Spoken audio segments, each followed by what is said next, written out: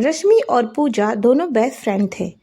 जहाँ रश्मि के घर वाले बहुत स्ट्रिक्ट थे, इसलिए वो बहुत ही शांत स्वभाव की थी। वहीं दूसरी तरफ पूजा बहुत ही चंचल स्वभाव की थी। दोनों हर जगह साथ साथ ही जाया करते थे, चाहे मार्केट जाना हो या फिर अपने कॉलेज। रश्मि के कॉलेज में एक लड़का पढ़ता था जिसका नाम विवेक था। विवेक रश्मि को छुप छुप कर देखा करता था। वो रश्मि को बहुत पसंद करता था, पर उसकी हिम्मत नहीं होती थी कि वो जाकर रश्मि से ये बात कह सके। एक दिन हिम्मत करके विवेक रश्मि के पास जाता है और बोलता है, हेलो रश्मि, मैं तुमसे बहुत प्यार करता हूँ। I like you. I know ये बात सुन के तुम शॉक्ड हो गई होगी, but I really like you. Please reply me Rashmi. मेरा नाम विवेक है। रश्मि विवेक से कहती है, देखो विवेक, मैं कॉलेज से पढ़ने आती हूँ और ऐसे भी तुम मेरे घर वालों को नहीं जानते। वो बहुत स्ट्रिक्ट है। अगर उन्हें पता चला तो वो मेरा कॉलेज आना जाना भी बंद कर देंगे। प्लीज़ तुम दोबारा मुझसे बात मत करना। I request you. रश्मि विवेक को ऐसा बोलकर वहाँ से चली जाती है। अरे मेरे लिए तो रुक। और पूजा भी उसके पीछे पीछे चली जाती है। घर पहुंच के पूजा रश्मि को फ़ोन करती है। अरे यार रश्मि, तू भी अजीब लड़की है। इतनी स्मार्ट लड़के ने तुझे प्रपोज किया और तूने कोई जवाब ही नहीं दिया। अरे कुछ तो बोलती। हद हो गई। अगर मुझे प्रपोज करता तो मैं तो हाँ बोल देती। रश्मि पूजा की बात सुनती है, पर कोई रिप्लाई नहीं करती है। अरे कुछ तो बोल। अरे मेरे से तो बोल ही सकती है। ये तो बता दे कि तू क्या सोचती है उसके बारे में। अरे यार पूजा, तू तो सब जानती है, फिर भी ऐसे बोल रही है। मुझे उसके बारे में कोई बात नहीं करनी। चल मैं फ़ोन रखती हूँ, ऐसा बोलकर फ़ोन काट देती है। इसका कुछ नहीं हो सकता। विवेक रश्मि को परेशान नहीं करना चाहता था, इसलिए वो उसे छुप छुप कर देखता जरूर था, पर उसने कभी रश्मि से बात करने की फिर कोशिश ही नहीं करी। रश्मि के परिवार में उसकी बड़े भैया, मम्मी और पापा रहते थे। ऐसे ही धीरे धीरे दिन गुजरते गए और एक दिन रश्मि के घर वालों ने रश्मि का रिश्ता तय कर दिया और फिर उसकी शादी कर दी। शादी के बाद रश्मि अपने पति के लिए खाना बना के लाती है। उसका पति खाना खाता है, उसमें उसे जरा सा नमक तेज लगता है और वो गुस्से में आ जाता है और वो रश्मि को मारने लगता है। और अब ऐसा आए दिन होता ही रहता है।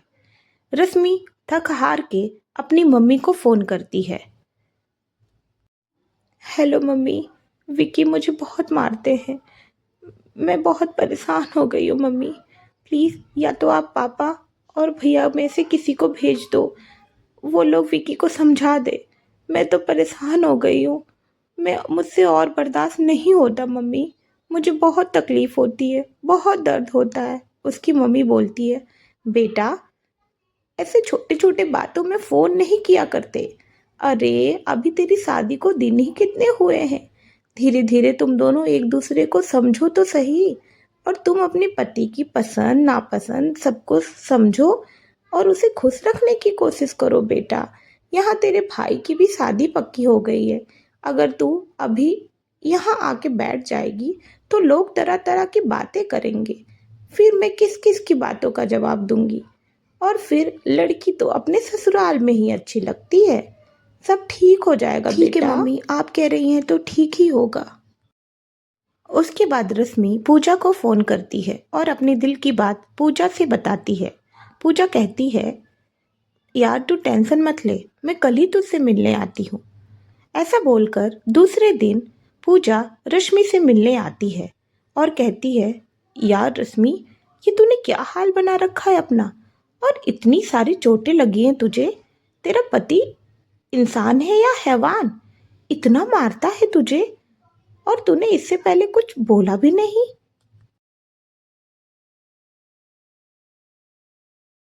बस बहुत हुआ, अब तू यहाँ नहीं रहेगी।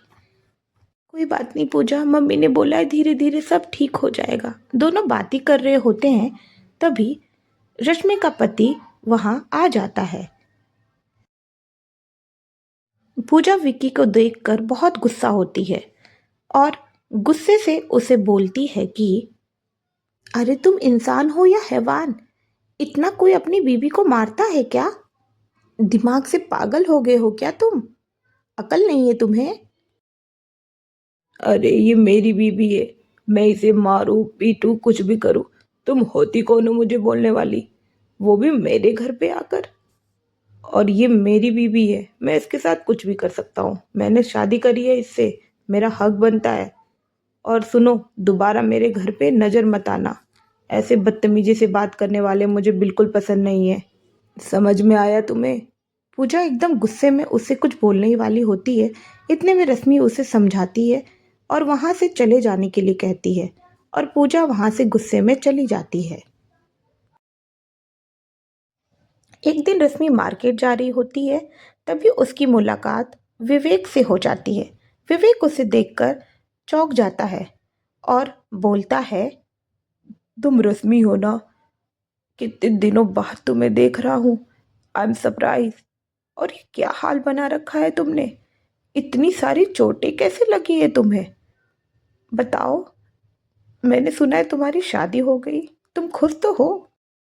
हाँ विवेक, वो मैं बाथरूम में गिर गई थी, अब मैं ठीक हूँ। बाथरूम में गिरने से इतनी सारी चोटें? रश्मि तुम बुरा ना मानो तो हम क्या वो पास वाले पार्क में बैठकर थोड़ी बात कर सकते हैं, अगर तुम अभी कंफर्टेबल हो तो? प्लीज़ चलो ना। पता नहीं, पर तुम मुझे ठीक नहीं लग रही रश्मि। वे दोनों पास के पार्क में जाके बैठ जाते हैं। विवेक थोड़ी देर रश्मि को देखता है और फिर बोलता है, तुम ठीक तो हो रश्मि? बताओ, क्या हुआ है तुम्हें? सच सच बताना, इतनी सारी चोटें कैसे लगी तुम्हें? प्लीज़ रश्मि बताओ ना, क्या हुआ तुम्हें? कुछ तो कहो, कुछ तो बोलो रश्मि, प्लीज़। नहीं पता, पर तुम ठीक नहीं हो। क्या बोलो विवेक, मुझे समझ नहीं आ रहा। सच बताऊं तो शादी तो हो गई मेरी, पर मैं कभी अपने पति को समझ ही नहीं पाई। उन्हें पता नहीं किस बात पे गुस्सा आ जाता है, वो पता नहीं क्यों छोटी छोटी बातों पे नाराज़ हो जाते हैं, मुझे समझ ही नहीं आता। और बस उनका हाथ यूं ही उठ जाता है मुझ पर। मुझे नहीं समझ आता उन्हें क्या पसंद है, क्या नहीं पसंद है। मैं कितना भी अच्छा करने की कोशिश करती हूँ, कुछ ना कुछ गलत हो ही जाता है और फिर वो मुझ पे हाथ उठा देते हैं। मुझे इतना दर्द होता है। अपने घर वालों को कितनी बार फ़ोन किया, उनका भी यही कहना है कि मैं अपने पति को समझूं, उन्हें जानूं, उन्हें खुश रखूं, पर मुझसे नहीं हो रहा है। अब तो बस ऐसे जीने की आदत सी हो गई है। मेरी एक फ्रेंड है पूजा, तुम तो जानते हो, बस उसी से बात कर लेती हूँ तो थोड़ा दिल हल्का हो जाता है। पर पहले तो वो भी दौड़ी चली आती थी, पर अब मेरे हस्बैंड को वो भी पसंद नहीं है। मुझे क्या करना चाहिए, मुझे समझ ही नहीं आता विवेक। पूजा के बाद आज पहली बार किसी और ने मुझसे मेरे दिल का हाल पूछा है, वरना किसी को कोई फर्क ही नहीं पड़ता मैं मरूं या जीऊं। इस इंसान के साथ तुम क्यों रह रही हो? उसे छोड़ दो। तुम एक अच्छी जिंदगी डिजर्व करती हो, उसे छोड़ दो रश्मि। इतना सब कुछ करने का क्या मतलब, जब वो इस सब से खुश रहता ही नहीं है तो? बस अपने बारे में सोचो रश्मि, इतना आसान नहीं है विवेक जैसे तुम बोल रहे हो। ऐसा बोलकर वहां से चली जाती है। फिर क्या था, कुछ दिनों तक विवेक रोज पार्क में रश्मि का वेट करता, पर रश्मि नहीं आती है, इसीलिए वो परेशान हो जाता है। ना तो उसके पास रश्मि का नंबर था और ना तो एड्रेस। फिर वो पूजा को फ़ोन करता है और उसे सारी बातें बताता है। पूजा उसे उसके घर का एड्रेस देती है और वो दूसरे ही दिन रश्मि के घर पहुंच जाता है। विवेक को अचानक अपने घर देखकर उससे बोलती है, तुम्हें यहाँ नहीं आना चाहिए था विवेक।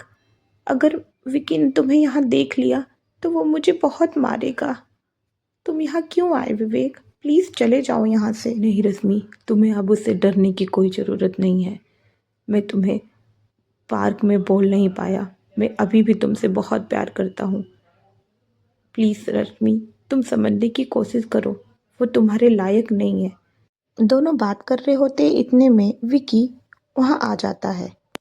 अरे वाह, अब तो मेरे पीछे तेरे आशिक घर तक भी आने लगे। अच्छी बात है, आज तो मैंने तुझे पकड़ ही लिया। बस बहुत हो गया विकी, अब मैं तुम्हारी एक बात भी बर्दाश्त नहीं करूँगी।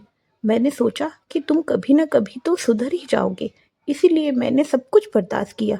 पर आज तो तुमने हद ही कर दी। आज तुमने मेरे कैरेक्टर पे ही उंगली उठा दी। अरे बीबी पे विश्वास करना होता है। पर मैं किससे बातें कर रही हूँ, मैं अब तुम्हारे साथ नहीं रह सकती। बहुत हुआ, अब रश्मि तुम्हारे साथ नहीं रहेगी। अब रश्मि तुम्हारे साथ नहीं रहेगी। ऐसा बोल के विवेक रश्मि का हाथ पकड़कर उसे लेके चला जाता है और रश्मि विकी को तलाक देके विवेक से शादी कर लेती है। रश्मि के भाई को जब ये बात पता चलती है कि रश्मि ने शादी कर लिया, वो गुस्से में रश्मि के घर जाता है और बोलता है, रश्मि, अरे तुम्हें शादी करने से पहले एक बार हमसे बात तो करनी चाहिए थी। तुमने अपने पति को तलाक दे दिया, ये भी हमें नहीं बताया, और अब ये दूसरी शादी। जानती हो समाज में मुझे कैसी कैसी बातें सुननी पड़ रही है, वो भी सिर्फ और सिर्फ तुम्हारी वजह से। और एक तुम हो यहाँ अपने दूसरे पति के साथ बैठ के हंस रही हो। अच्छा भैया, जैसे आपको पता चला कि मैंने दूसरी शादी कर ली है और अपने पहले पति को डिवोर्स दे दिया है, वैसे ही आपको अचानक से अपनी बहन याद आ गई। अब तक जब मैं रो रो के आपको फ़ोन करती थी, अपनी मम्मी को फ़ोन करती थी, बार बार ये बोलती थी कि मुझे मारा जा रहा है, पीटा जा रहा है, तब तो आपके पास टाइम नहीं था मुझसे आके मिलने के लिए। और आज जब मुझे ताना मारना है तो आपके पास अचानक से बहुत सारा टाइम आ गया और आप मुझे बोलने के लिए यहाँ तक आ गए। क्या बात है भैया, एक लड़की जब तक अपने ससुराल में सब कुछ बर्दाश्त करती है तब तक तो आप लोग उसे बार बार यही समझाते हैं वो तुम्हारा घर है, तुम वहाँ रहो।